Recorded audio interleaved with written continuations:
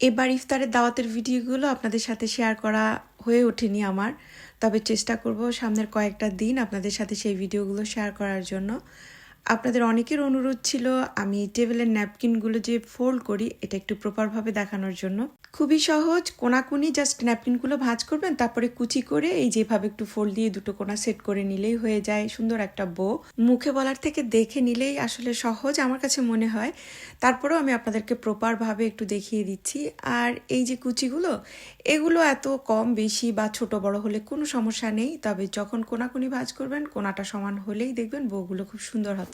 অনেকে বলেছেন রিংগুলো ছাড়া কিভাবে আপনারা এই বোটা বানাবেন, তো সেই ক্ষেত্রে রিংয়ের পরিবর্তে আপনারা মাঝখানে সুন্দর একটা ইলাস্টিক দিয়ে দিতে পারেন, যেটার মধ্যে সুন্দর পার্ল রাখতে পারেন। চাইলে সুন্দর রিবন দিয়েও আপনারা বেঁধে এই বউগুলো তৈরি করতে পারবেন।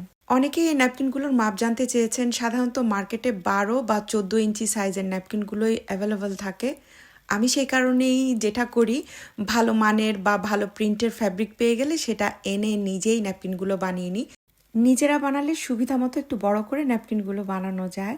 যাই হোক, এর মাঝে আমি বেশ কয়েকবার দাওয়াত দিয়েছি বাসায় এবং নিজেও দাওয়াত খেয়ে বেড়াচ্ছি।